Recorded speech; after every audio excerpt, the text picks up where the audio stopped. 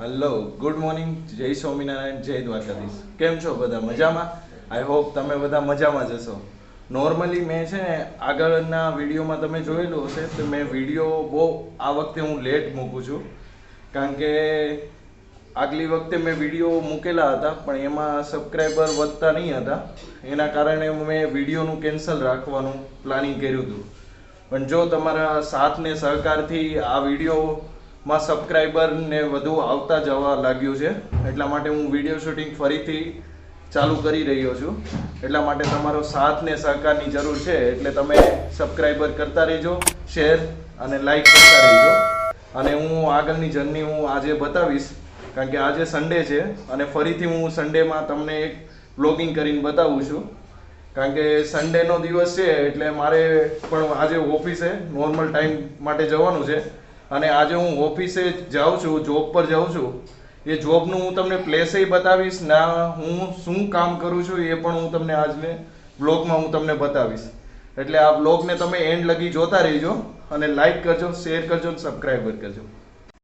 સારું, ચાલો ગાઈઝ, અત્યારે 10:15 થઈ ગઈ છે. અત્યારે મારે જોબ પર જવાનો ટાઈમ થઈ ગયો છે, એટલા માટે હું જોબ પર જાઉં છું. જોબ પર જવા તો નીકળી ગયો પણ ચાવી ભૂલી ગયો છું.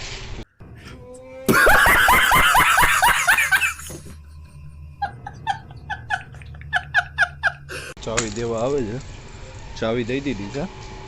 હવે આપણે જોબ પર નીકળશું. સારું, ચાલો આગળ હું તમને બતાવું.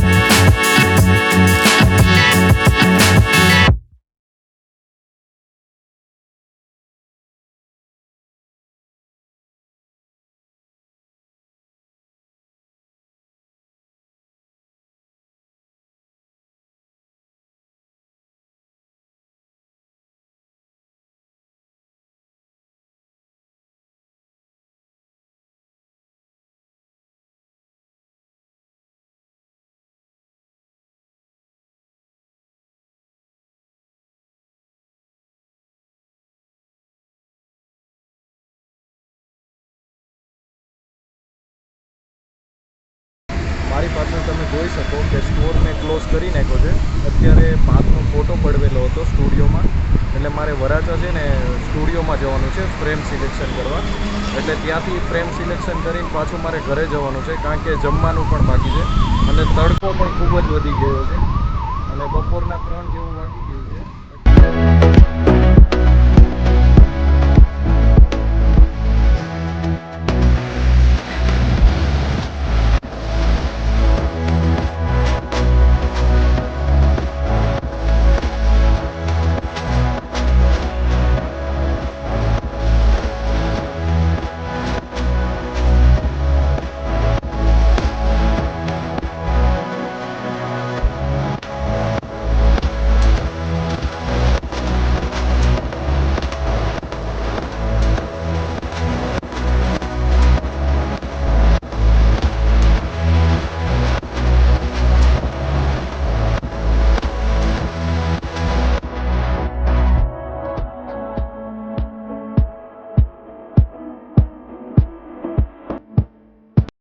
ફાઇનલી આપણે ડેસ્ટિનેશન પર પહોંચી ગયા છીએ. પાછળ જોઈ શકો આપણે રૈયારા સ્ટુડિયોમાં જે છોકરાઓના ફોટો આવી રીતે પાડે.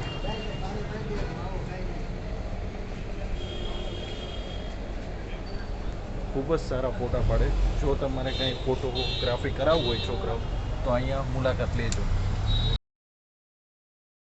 પાર્થના તમે ફોટો જોઈ શકો, 2 ફોટો કેપ્ચર કરાવ્યા છે. ખૂબ જ સારું કામ કર્યું છે અને સુપર ફોટો કેપ્ચર કર્યા છે.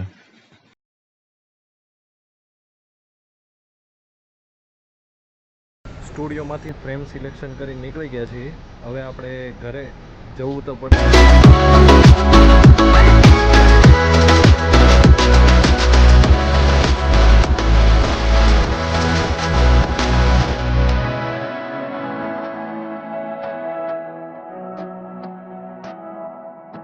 ફાઇનલી હું ઘરે પહોંચી ગયો છું. તડકો ખૂબ જ હતો, એના કારણે મારે હાથ પગ ને બધું ધોવું પડ્યું.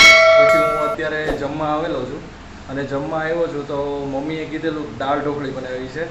મસ્ત દાળ ઢોકળી બનાવી છે જે હું તમને બતાવું. Oh my God, Vav!